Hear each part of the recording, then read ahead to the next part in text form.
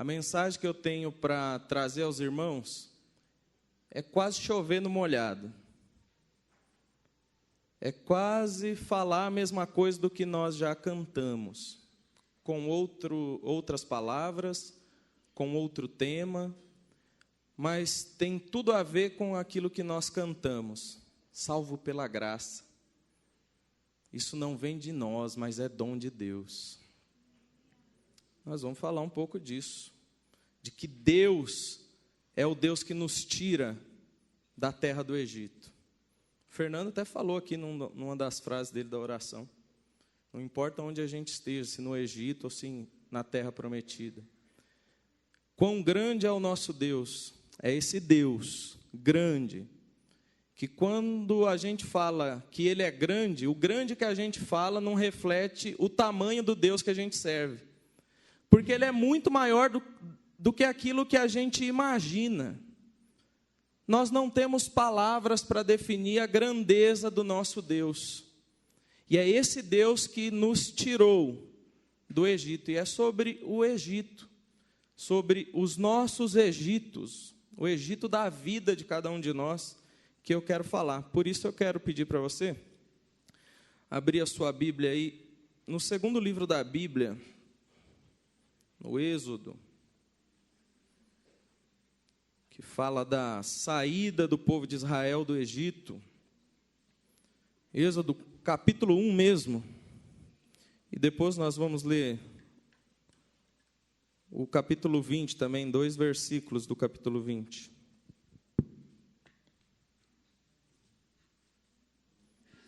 Êxodo capítulo 1.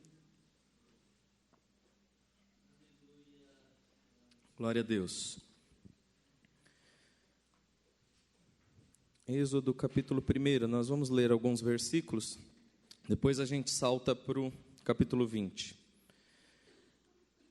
O texto diz assim: são estes, pois, os nomes dos filhos de Israel, que entraram com Jacó no Egito, cada um com a sua respectiva família: Ruben, Simeão, Levi, Judá, Issacar, Zebulon e Benjamim, Dan, Naftali, Gade e Asser. Ao todo, os descendentes de Jacó eram 70. José, porém, já estava no Egito. Ora, morreram José, todos os seus irmãos e toda aquela geração. Os israelitas, porém, eram férteis, proliferaram, tornaram-se numerosos e fortaleceram-se muito, tanto que encheram o país. Então subiu ao trono do Egito um novo rei, que nada sabia sobre José. Disse ele ao seu povo: vejam, o povo israelita é agora numeroso e mais forte que nós. Temos que agir com astúcia, para que não se tornem ainda mais numerosos, e no caso de guerra, aliem-se aos nossos inimigos, lutem contra nós e fujam do país. Estabeleceram, pois, sobre eles chefes de trabalhos forçados, para os oprimir com tarefas pesadas. E assim os israelitas construíram para o faraó as cidades celeiros de Pitom e Ramsés. Todavia, quanto mais eram oprimidos, mais numerosos se tornavam e mais se espalhavam. Por isso os egípcios passaram a temer os israelitas e os sujeitaram a cruel escravidão. Tornaram-lhes a vida amarga, impondo-lhes a árdua tarefa de preparar o barro e fazer tijolos, e executar todo tipo de trabalho agrícola.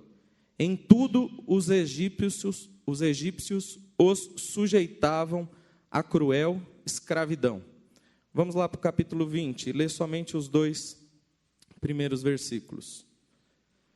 Capítulo 20 do Êxodo diz o seguinte: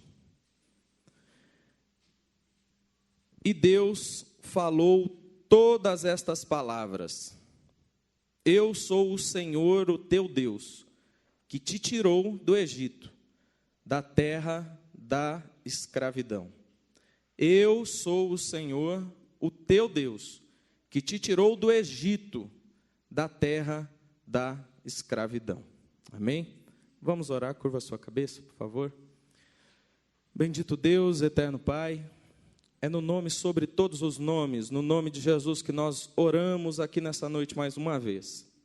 Agradecidos ao Senhor por essas canções inspiradas que o Senhor nos deste nessa noite, por inspirar a nossa querida Priscila na condução desses louvores. Obrigado, Senhor. Obrigado, pois as canções já falaram aos nossos corações. Muito obrigado, Senhor. Obrigado a Deus pela vida de cada um que aqui está. Porque se aqui estamos é porque o Senhor tem uma palavra, um propósito, um objetivo a comunicar aos nossos corações. Ó Deus, por isso eu te peço mais uma vez, por graça e por misericórdia, dai-nos a tua palavra, dai-nos a porção da tua palavra para cada um de nós nessa noite, para edificação, para exortação e para consolo das nossas vidas na caminhada, Pai. É o pedido do meu coração nessa hora, no nome de Jesus. E já te agradeço, Senhor. Amém. Então, queridos, nós lemos esse texto de Êxodo, um texto a qual é atribuído a Moisés, e eu quero falar então sobre os Egitos da vida, os desertos da vida, os nossos Egitos, os nossos lugares de habitação, os nossos lugares onde caminhamos. E para isso nós vamos responder algumas questões na nossa reflexão. Por exemplo, o que é o Egito? Como Israel, o povo de Deus no Antigo Testamento, foi parar lá nessa terra do Egito? E por que Israel, então, tem que sair do Egito? Né? O texto que lemos fala da saída do povo de Israel. Qual o problema do Egito em si? Qual o problema?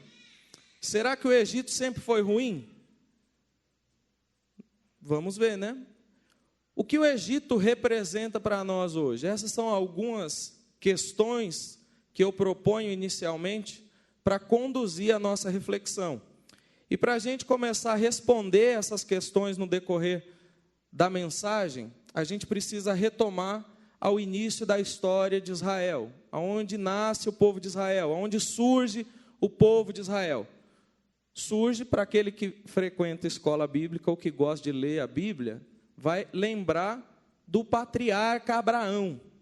Então, o início do povo de Israel, ele tem o seu marco no chamado, no chamamento de Abraão. Gênesis capítulo 12 diz Deus a Abraão: sai do meio da tua terra, do meio da tua parentela, e vai para a terra que eu te mostrarei. Começa ali, com esse homem que estava no meio da sua família. E um detalhe interessante desse chamamento de Abraão é que a história mostra que Abraão era de uma família boa, uma família abastada. Eles não tinham necessidades de sair de Ur dos Caldeus. Mas na leitura detalhada de Gênesis, capítulo 11, finalzinho do capítulo 11, capítulo 12, nós observamos que acontece um fato marcante na família de Abraão. Abraão tinha 2 irmãos quando ele morava em Ur. E um desses irmãos morre, Arã. E Ur dos Caldeus se torna um lugar inabitável para o pai de Abraão. Era muito doloroso ficar naquele lugar. Traria a lembrança do filho que perdeu. Porque nós que somos pais hoje, vamos ser sinceros, nenhum pai está preparado para perder um filho. A lógica da natureza humana, a lógica das coisas, são os filhos enterrarem os pais. E isso acontece na família de Abraão. E o seu pai logo sai de Ur dos Caldeus. E eles param em uma outra cidade. E é nessa cidade que Deus chama Abraão. De um novo lugar, um novo recomeço. Por isso que quando Abraão é chamado, ele sai com todos os seus bens, sua esposa, e leva um sobrinho, Ló. Por que ele leva o sobrinho Ló? Porque Ló já não tinha mais pai. E o avô tinha falecido nessa outra cidade. É a partir desse contexto que o povo de Israel começa a surgir por meio do chamado de Abraão. Eu nem sei porque eu falei essa historinha, porque não estava no script, não. né? Não estava aqui no meu esboço falar desse contexto da família de Abraão. Mas já foi, né? Então, começa aqui o chamamento de Abraão, marca a história inicial do povo de Israel. E na caminhada de Abraão, então, à terra prometida, a Canaã, que mana leite e mel, Abraão vai enfrentar muitas dificuldades. E a primeira delas é a fome. O texto bíblico vai dizer que instaura uma fome sobre a terra. E Abraão, então, pega toda a sua família, inclusive seu sobrinho Ló, e parte para uma cidade que vai acolher Abraão. E que cidade que é essa? O Egito. Então, em meio à fome, a primeira cidade que Abraão recorre é o Egito. Para Abraão, o Egito se tornou um lugar de providência. Para Abraão, o Egito se tornou um lugar de sobrevivência. Para Abraão e sua família. Então, o primeiro relato bíblico da cidade do Egito, egípcia, é um lugar de provisão, um lugar de sobrevivência. Mas aí, a gente continua essa caminhada de Abraão, para ganhar tempo. O capítulo 21, já de Gênesis, a gente dá um salto, né, do 12 para o 21 de Gênesis. Deus vai, então, conceder a Abraão um filho. E eu sei que vocês conhecem a história, mas quem prega, conta história. Mas conta história da Bíblia. E quem se incumbe de aplicar as verdades bíblicas é o próprio Espírito Santo. Então a gente conta história, a gente prega baseado no texto bíblico, que é a palavra de Deus. E Deus, por meio do seu Espírito, vai comunicando as verdades do Evangelho aos nossos corações. Então, eu sei que você sabe, mas eu tenho que recontar. Nasce então Isaac a Abraão. Ele então casa com Rebeca. E Rebeca tem 2 filhos, Esaú e Jacó. Que eu sei que vocês conhecem bem a história, né, do Jacó que sai grudado no pé do Esaú. E o interessante, queridos, é que essa família é uma família complicadíssima. A família que Deus escolhe para gerar o seu povo não é uma família de super-heróis, não é os incríveis, né? É uma família cheia de problemas, cheia de dificuldades, começando pelo avô, pelo Abraão. Abraão, quando ele chega no Egito, que o acolheu, ele chega mentindo, falando que Sara é sua amiga, é sua irmã, que não é sua esposa. Ele já chegou mentindo. E o exemplo de um pai vale muito mais do que 1000 palavras do pai. Porque em seguida, parece que a história se repete com o filho Isaac. E o que o Isaac faz? Mente também. Prendeu direitinho com o pai. Então, pai, mãe, cuidado com os exemplos. A gente acha que os nossos filhos pequenininhos não estão nos observando, mas estão, e pega a gente no pulo, porque a criança é pura, né? A Bíblia diz para nós sermos como a criança. A criança é pura até a segunda página, porque de pequenininho já sabe mentir, né? Quando você aperta, aí dá um jeito de contar a história. Mas quando a Bíblia fala que nós temos que ser que nem a criança, é em relação à sua entrega. Se eu colocar a Letícia ou a Larissa aqui e falar, pula, filha, ela pula, porque ela confia no pai. Fecha esse parênteses também, que eu estou fugindo da mensagem, né? Ou sendo conduzido a fugir da mensagem. Mas essa família é complicada, porque aí Isaac mente também. Aí o exemplo de Jacó dispensa comentários. Se o avô era mentiroso, o pai era mentiroso, o neto já nasce com o nome de mentiroso. Porque Jacó significa enganador, trapaceiro. A Bíblia tem essas coisas, a cultura judaica tem dessas coisas. Os nomes têm seus significados, faz sentido na história.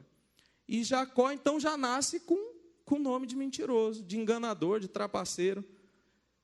Então, a gente vê que Jacó, ele acaba se tornando assim, um especialista em enganar, em trapaça. Ele engana o pai, ele engana o irmão, e 2 vezes ainda, coitado do irmão Esaú. Imagina, Felipe, aí o seu irmão passando a perna em você direto, rapaz, vai dar uma raiva, não vai? Era isso que acontecia. Jacó passava a perna e era ajudado pela mãe, para ver a complicação, a bagunça que era essa família. Mas o interessante nisso tudo, queridos, é que Deus usa quem Ele quer para escrever a sua história. Como eu disse, Ele não precisa de famílias incríveis, né? Não precisa de super-heróis. Deus escolhe pessoas normais, como eu, como você que está me ouvindo. Deus não escolhe aqueles que são exemplos eu esqueci o nome do lugar, do circo, mas pessoas que vivem no palco, fazendo graça, soltando fogos de artifício, usando muitas vezes de técnicas de hipnose aí em muitos púlpitos. Vai achando que esse monte de lugar aí que cura trocentas pessoas numa pancada só é Deus. Que o cara cata o paletó e cai metade da igreja. Vai achando que isso aí é Deus. Tudo técnica, gente. Tudo técnica. Não se iluda, não. Eu não posso generalizar, né? Tem coisas que Deus faz mesmo. E pela simplicidade dos corações daqueles que ouvem e acreditam naquilo que o homem de Deus está falando, são curadas, sem sombra de dúvida. Mas, na sua grande maioria, não é assim, não. Então, Deus não precisa de pessoas pirotécnicas, profissionais de palco, de tribuna, de microfone. Deus precisa de pessoas normais, queridas. Deus precisa de pessoas como eu, como você. Pessoas que comem arroz e feijão. Pessoas que não têm problema de fazer uma garrafa de café e sentar com um amigo e bater um papo, porque muitas vezes o que o amigo precisa é de um ombro amigo. É simplesmente ter um ouvido para ouvir. E ali sim, Deus age com cura, com libertação, com renovo. Nós não precisamos de muita coisa. Nós não precisamos ser famílias especiais, todo mundo bonitinho. Nós precisamos ser sinceros diante de Deus. O que essa família tinha de diferente? Eles sabiam que pecavam, mas eles sabiam se arrepender. Era uma família que sabia se arrepender. Era uma família que obedecia. Era uma família que buscava o perdão e a misericórdia de Deus. Por isso, Deus olhou essa família e falou, é a partir dela que eu trarei à existência um povo que terá a responsabilidade de trazer para a história da humanidade uma criança que por meio dela nós estamos aqui hoje, glorificando a Deus, porque Ele nos restaurou e nos religou a Deus. Por isso nós estamos aqui hoje. Foi por meio desta família que Deus trouxe para a história uma criança, que faz com que a gente se reúna aqui nesse lugar para exaltar a Deus. Bem, mas agora com esse trapaceiro Jacó, que de fato o povo nasce. Porque Jacó era um cara que gostava de ter filhos. Jacó, a Bíblia vai nos informar que ele tem logo 12 filhos, né? Gênesis 29, 30. Ali ele dá início, então, ao povo de Israel. Mas não foi tão simples assim. A gente sabe que a história de Jacó é uma história de enganação. Mas tem uma lei bíblica que é fantástica, que é a lei da semeadura. Aquilo que a gente planta, a gente colhe. A lei da semeadura não tem como eu plantar abacaxi e colher abacate. Por mais que os nomes aí se aproximam, né, as primeiras letras, não tem como. Plantei abacaxi, eu colho abacaxi. E Jacó, com toda a sua fama de enganador e de fato ser enganador, ele tem um sogro fantástico, Labão, que também passa a perna nele, né? Então, tudo que a gente planta, a gente colhe. Não esqueça isso não, queridos. Isso é lei bíblica, lei da semeadura. E Labão também passa a perna em Jacó. Contudo, como eu já disse, Jacó é fruto da promessa de Deus. É fruto da promessa que o Senhor fez a Abraão e é com ele que começa, então, a história do povo de Israel. E dentre esses filhos de Jacó, tem um chamado José. E José era um filho muito querido de Jacó. Capítulo 37, se você ler, você vai ver que Jacó era muito querido. Por isso, os seus irmãos tinham inveja dele, né? Tinham inveja. E o que os irmãos dele fazem? Eles acabam vendendo José. Vendem José para uns mercadores midianitas. E esses mercadores midianitas vendem José a um cidadão egípcio chamado Potifar. E Jacó, então, José, então, acaba chegando no Egito, na casa desse homem que trabalhava para o faraó.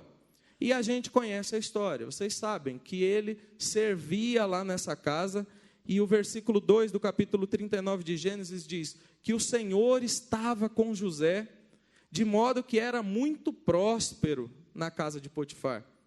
Mas ele é obrigado a sair da casa de Potifar, por conta da mulher de Potifar, que tentou agarrá-lo à força, e aí depois ela conta uma história para o marido, de que José tentou tê-la, e a história não foi bem essa.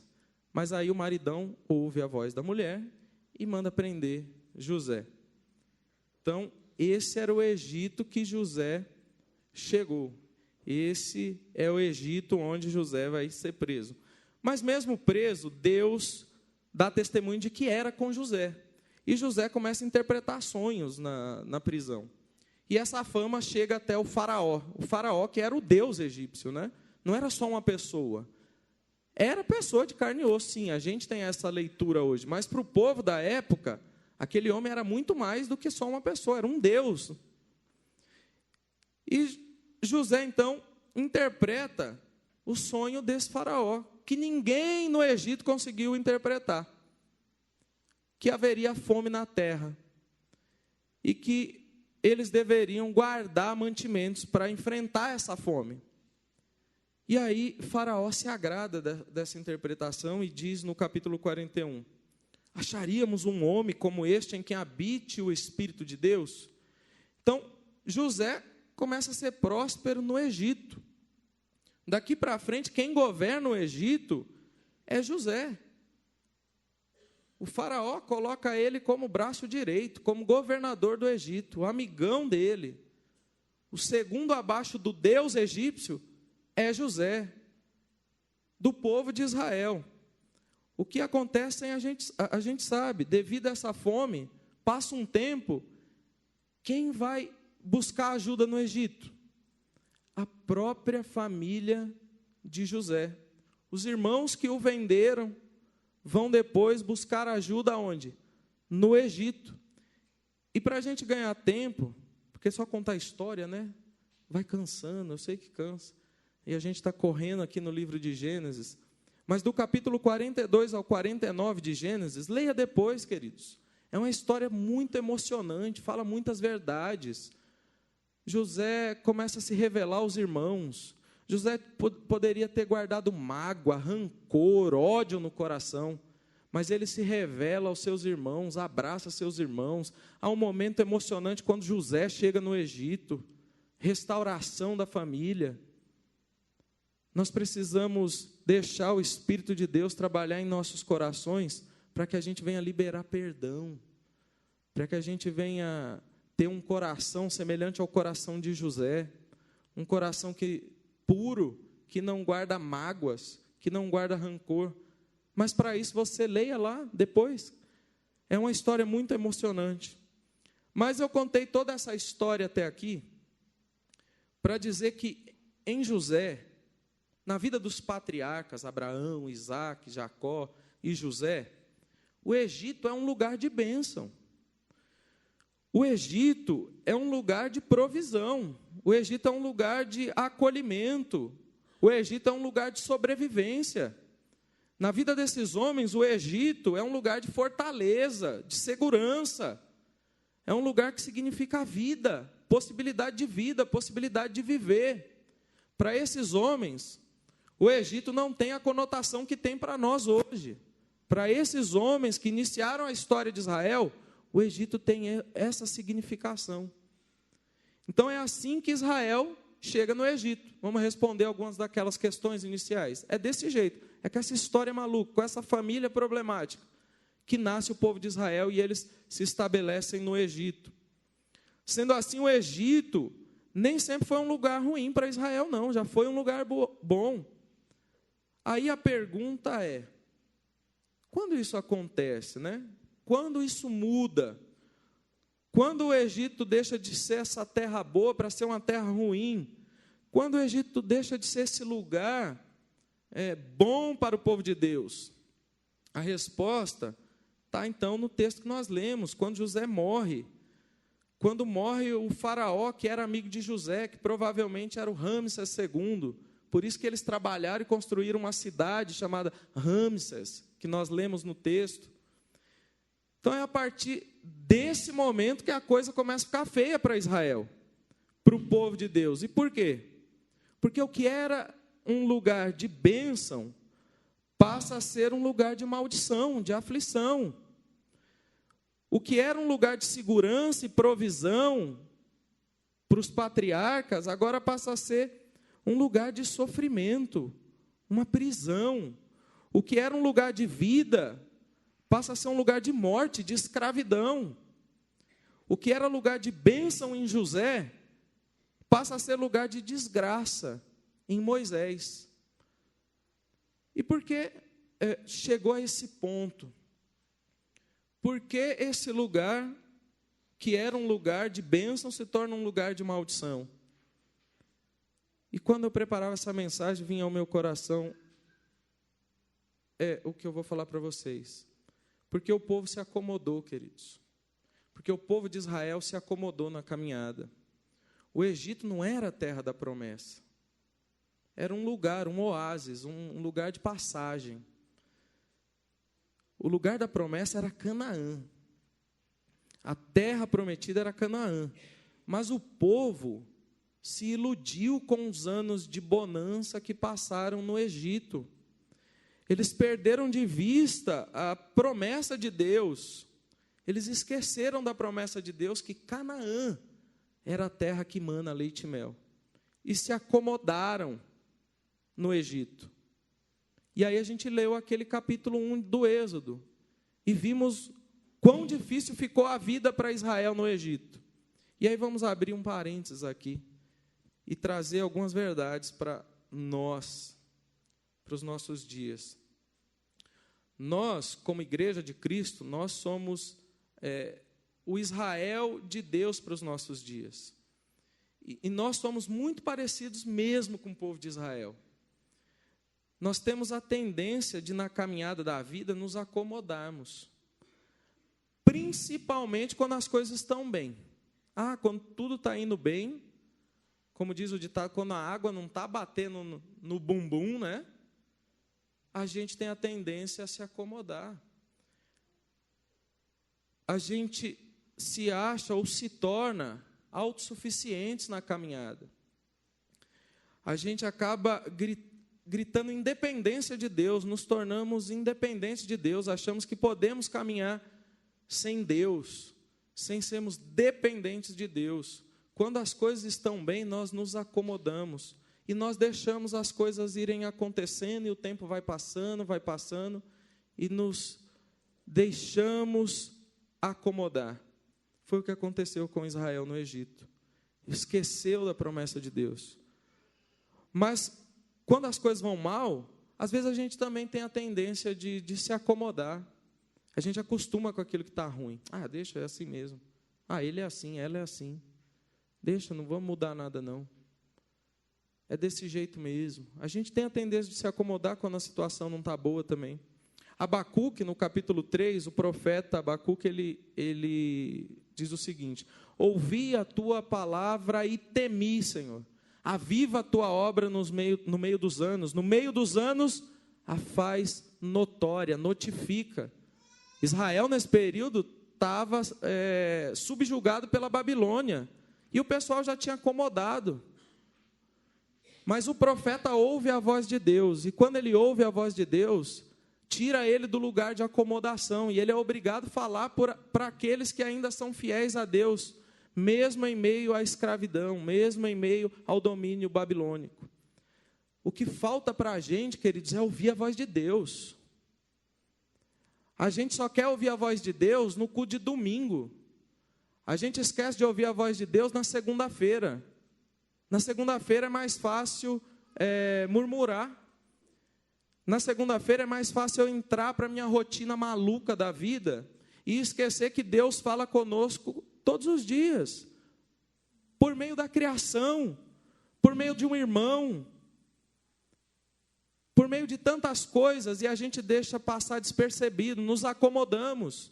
Mas Deus fala para a gente hoje: ouça a voz de Deus, saia do lugar de acomodação, saia do lugar de acomodação. Mas vamos continuar aqui. Bem, então, é a partir daqui que o Egito, então, se torna esse inferno para Israel. É a partir daqui que conhecemos a história bíblica e que comparamos com o nosso mundo hoje. O Egito como um lugar ruim, como o mundo, né? Quando a gente ouve muitas mensagens, o Egito é o mundo. É a partir desse momento que o Egito se torna ruim. Então é por isso que Israel, o povo de Deus, tem que sair de lá, porque não dá mais para eles ficarem nesse lugar, num lugar de escravidão, de dor, de maldição, não dá para ficar mais lá. Porque lá não é mais lugar de viver. Agora o Egito representa a morte, representa uma cultura de morte. Talvez seja mera coincidência, né, com os nossos dias. Nós vivemos numa cultura de morte. Morte intelectual, morte espiritual, morte emocional. Os dias que nós vivemos uma cultura de morte musical. Se ligar a rádio aí, é umas músicas que não dá nem para dizer que é música. É uma cultura completamente inserida numa cultura de morte. Então, se a gente parar para pensar na cultura egípcia, sempre vai remeter a algo relacionado à morte. Mera coincidência, né, com os nossos dias. Nossos dias é isso também. Se a gente pensar na cultura egípcia, a gente logo vem à mente pirâmide, né? Pirâmide eram os locais onde os faraós eram enterrados. Vem à nossa mente os sarcófagos, vem as múmias, né? Cultura de morte, completamente cultura de morte. Os animais que representam o Egito são serpentes, animais que representam traição. Lembra do Éden? Traição. Né? Engano, crocodilos, animais agressivos, brutos, lagartos, são animais que se adaptam ao ambiente, animais que não demonstram o que sente. Isso é característico de uma cultura de morte, isso é característico de um lugar que não gera vida, mas gera morte. Então Israel tem que sair daqui do Egito, não pode ficar mais lá. Deus levanta então Moisés para essa tarefa. E eu sei que a gente conhece a história, né? Deus fala com Moisés na sarça, aí Deus prova para Moisés que vai acompanhar ele nessa tarefa difícil. Tem aquele lance de jogar a madeira no chão, a madeira torna cobra. Deus prova que vai com ele. Depois disso, Arão chega no faraó e fala: nós vamos sair do Egito. O faraó fala: vocês não vão. Aí o que acontece? 10 pragas. E aí começa a água a se tornar sangue, parece rã para tudo que é lado, piolho. Imagina uma população vivendo em meio a rã, piolho, mosca, animais morrendo, pessoas com ferido no corpo. É tudo praga.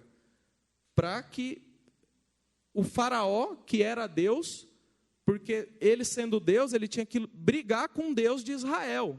A briga não era de gente pequena, era a briga de deuses.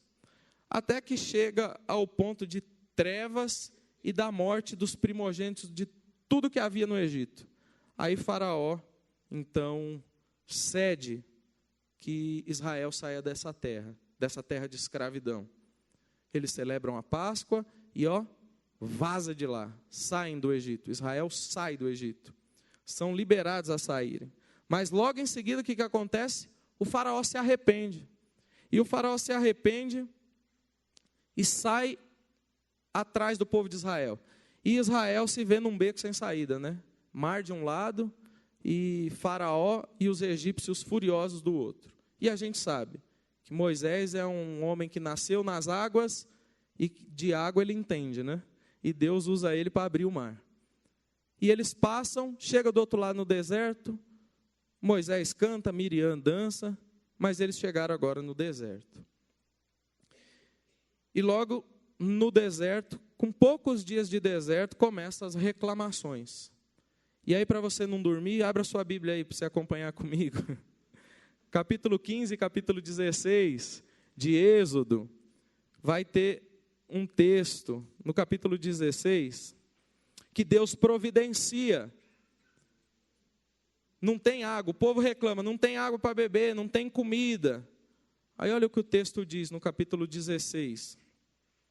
Toda a comunidade de Israel partiu de Elim e chegou no deserto de Sim, que fica entre Elim e o Sinai. Foi no 15º dia do segundo mês, depois que saíram do Egito. 15º dia do segundo mês, 45 dias depois que saíram do Egito. No deserto, toda a comunidade de Israel reclamou a Moisés e a Arão. Disseram-lhes os israelitas: quem dera a mão do Senhor nos tivesse matado no Egito. Lá nós sentávamos ao redor das panelas de carne e comíamos pão à vontade. Mas vocês nos trouxeram a este deserto para fazer morrer de fome toda essa multidão. Quem vê, pensa que eles tinham a maior vida mansa, né, no Egito. Pela reclamação do povo aqui, parece que eles viviam bem pra caramba no Egito.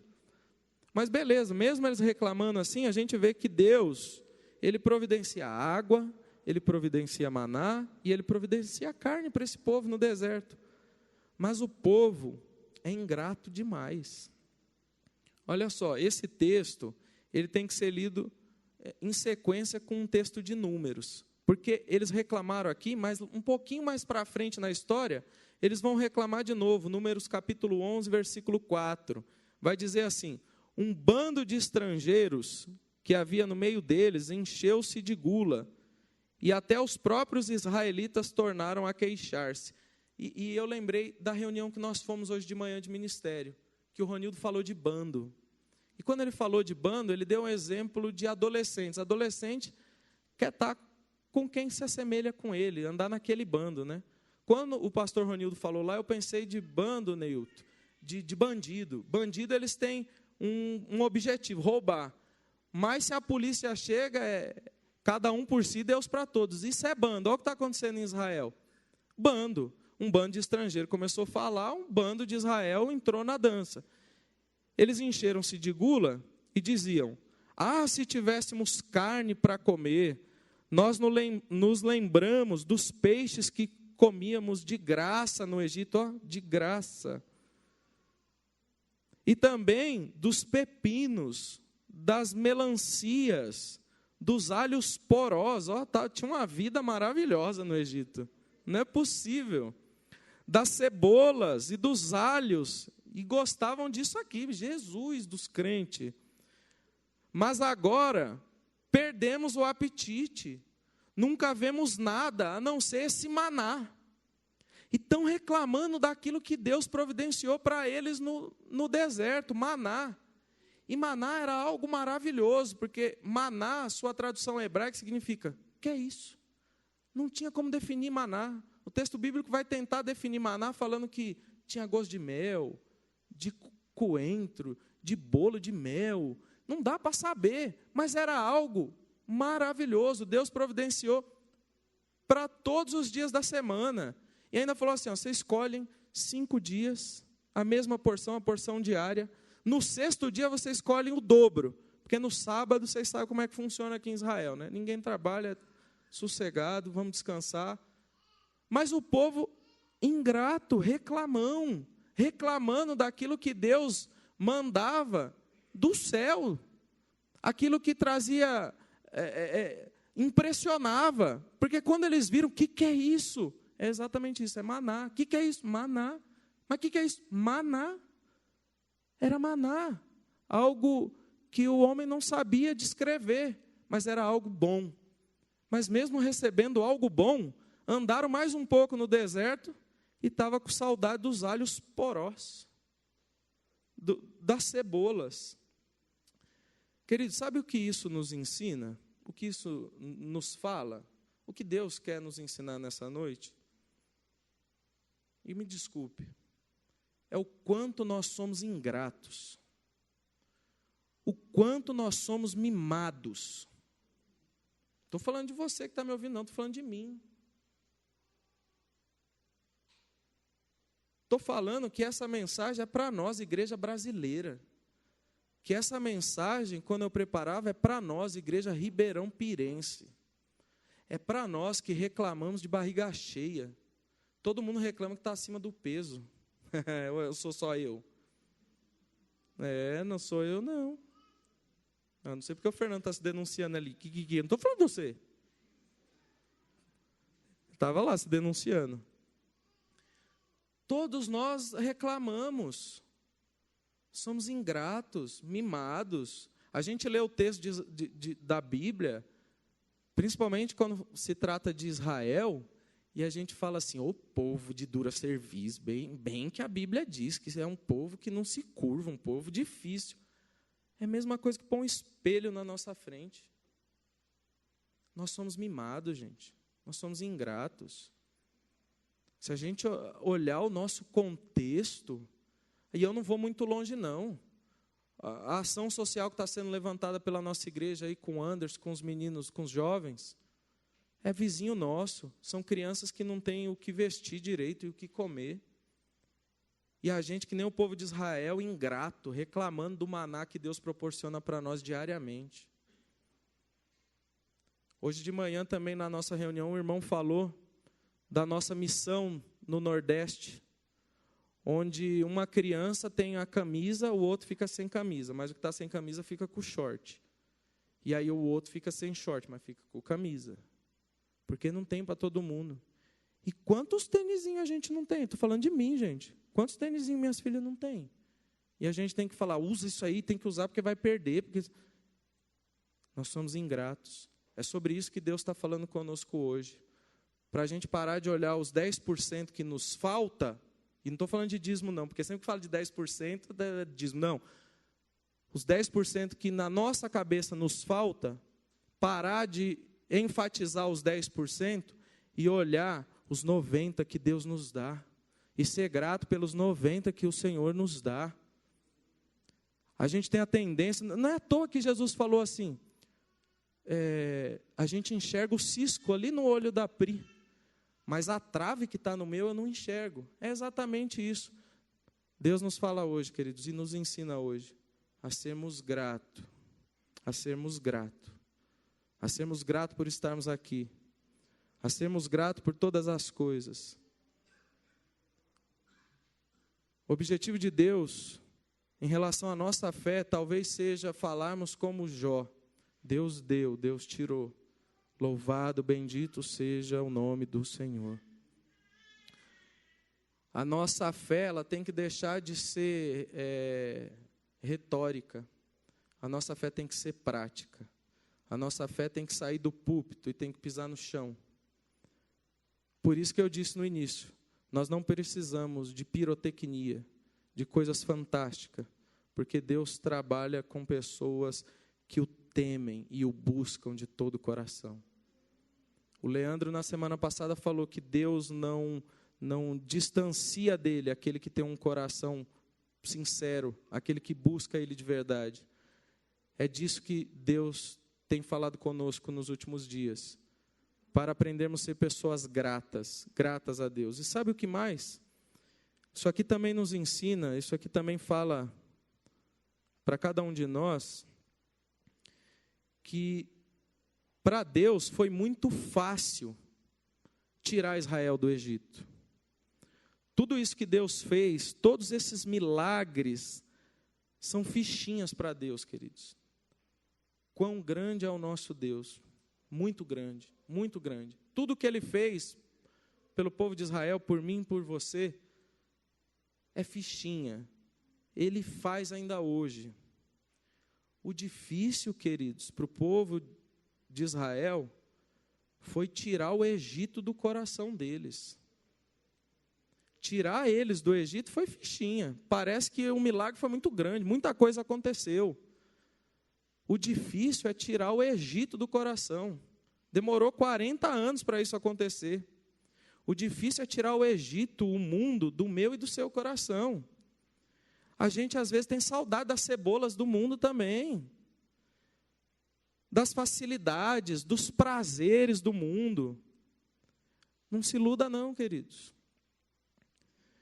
Tudo isso é fumaça. Toda a ilusão do mundo é colorido, que se dissipa e vira preto e branco diante da verdade do Evangelho. Nós não podemos nos iludir com as cebolas do mundo, com as facilidades do mundo, com o jeitinho brasileiro de fazer as coisas. Isso é saudade do Egito. Isso é saudade do mundo. O difícil não é Deus fazer o milagre que eu e que você queremos. Isso não é difícil para Deus. Não é difícil para Deus mudar o quadro da minha vida, da sua vida, se é que a gente está precisando, ou se a gente está num cativeiro. Isso para Deus é fácil, queridos. O difícil é a gente viver o Evangelho e deixar essa boa nova do Evangelho, essa boa mensagem de Jesus Cristo, mudar a minha vida.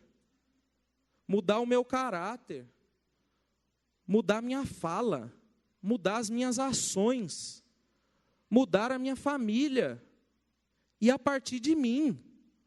Ah, mas minha esposa não muda. Eu estou falando para você, não estou falando para sua esposa. Ah, mas meu marido não muda. Eu não estou falando para o seu marido, estou falando para você. Nós temos que deixar Deus nos mudar, queridos. Não é difícil Deus operar milagre, não. Não é difícil. Difícil é a gente permitir Ele fazer isso nas nossas vidas. Nós precisamos, queridos, mudar. Nós queremos ver milagres? Sem dúvida. Mas para isso nós temos que ser um milagre para a vida do outro. Difícil não é sair do Egito. Difícil é tirar o Egito de nós. Por isso Deus leva esse povo então para o deserto. Para nos ensinar. Se você, se eu, nós estamos passando por deserto, por um momento difícil na vida, tenha consciência de algo, queridos. É porque Deus te ama. Parece contraditório? Parece. Mas se Ele te levou até o deserto, é porque Ele te ama. Ele disse ao profeta Oséias uma vez: te levarei ao deserto e falarei contigo, falarei ao teu coração. Se o momento está difícil, é porque Deus te ama e Ele vai falar contigo. Se é que Ele já não está falando. Se é que você já não está entendendo o que Deus quer de você.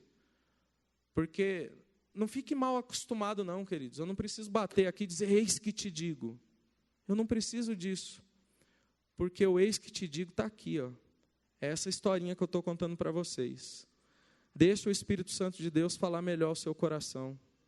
Deixa Deus ministrar a verdade, que você sabe que é verdade. Não aqui talvez eu esteja falando, mas aquilo que Deus está ministrando no seu coração. É isso que precisa ser mudado. É disso que Deus está falando comigo, com você. É disso que Deus falou com o profeta Oséias. No deserto, Deus nos torna ovelhas. Sabe aquele animalzinho, ovelha, simples, obediente, dependente, total do pastor? No deserto, Deus nos torna ovelhas. Um animal totalmente dependente do pastor, dependente de Deus. Totalmente diferente dos bichos, dos animais que nós falamos do Egito, autossuficientes, traiçoeiros, agressivos, insensíveis, autossuficientes. Deus nos leva no deserto para mostrar para nós que nós somos semelhantes a ovelhas, totalmente dependentes dEle. E porque Ele nos ama, e porque Ele cuida de nós. Mas Deus não esquece Israel no deserto. Deus não nos deixa perdidos lá no deserto. Por isso foi que eu li Êxodo 20. Eu sou o Senhor teu Deus, que te tirou do Egito, da terra da escravidão. Deus não nos deixa no Egito. Ele nos lembra que Ele é o Deus, nosso Senhor, que nos tirou do Egito, da terra da escravidão. Para lembrar o povo que eles, Israel, que nós, igreja, Temos um Deus vivo, um Deus dinâmico, um Deus ativo na história, um Deus que se comunica com o seu povo, um Deus que age no meio do seu povo. Ele está dizendo: eu sou o Senhor teu Deus e ponto. Eu sou suficiente, ponto. E quando o texto hebraico fala eu sou, em hebraico diz assim, eie, eie. Não tem conjugação para esse Deus que a gente serve. Não se sabe se Deus está falando assim, eu sou o Deus que era, eu sou o Deus que sou, ou eu sou o Deus que ainda serei, porque o nosso Deus não está no nosso tempo, Ele está fora do tempo. Ele é conhecedor de todas as coisas, de todas as histórias, e Ele age no meio das histórias. Ele age em nossas vidas. Ele é o Deus eu sou, que não nos abandona. Pode as circunstâncias, pode o momento, pode ser deserto, Deus está no controle. Eu sou o Senhor, o Deus que te tirou do Egito, da terra da escravidão. A gente tem que aprender a parar de reclamar e conhecer mais a grandeza do nosso Deus. Para nós hoje, Ele diz o que nós cantamos: a minha graça te basta, a minha graça te basta, a minha presença te basta, o meu Espírito que habita em ti te basta. E eu estarei convosco todos os dias, até a consumação dos séculos. É isso que Jesus nos garante. Mesmo se o momento não é favorável, não é tranquilo e favorável, né? Mesmo que não seja, Deus está no controle das nossas vidas. Das nossas vidas. Ele age em nosso meio, independente do lugar em que estamos, independente do Egito que estamos, se o Egito dos patriarcas ou se o Egito de Moisés, Deus está no controle. E segundo, queridos, para a gente terminar, Ele nos lembra que nos tirou do Egito. Te tirei do Egito, da terra da escravidão. Esse Egito destruidor, esse Egito opressor, esse Egito escravizador, esse Egito que se chama mundo, que se chama sistema da qual nós estamos inseridos, que já está há muito e muito tempo no maligno, segundo o texto bíblico. Ele nos lembra hoje, queridos, que nos tirou das trevas e nos trouxe para a sua maravilhosa luz. Ele nos lembra hoje que nos tirou do império de Satanás, das trevas, e nos trouxe para o reino do seu amor. Nós estávamos cegos, perdidos em nossos pecados, mas o Senhor nos tirou desse mundo de trevas, de completa saraiva que nem o Egito passou, de completa escuridão, e nos trouxe para a luz. E há um texto que Paulo ensina à igreja de Colosso, que eu quero ler. E ao ler esse texto de Colossenses capítulo 1, 10, eu vou encerrar essa meditação, essa palavra. E nós vamos orar. Mas Deus nos lembra que nos tirou das trevas. Mas Deus nos lembra que temos que ser mais gratos. Mas Deus nos lembra que Ele age nas nossas vidas. Que Ele nos ama.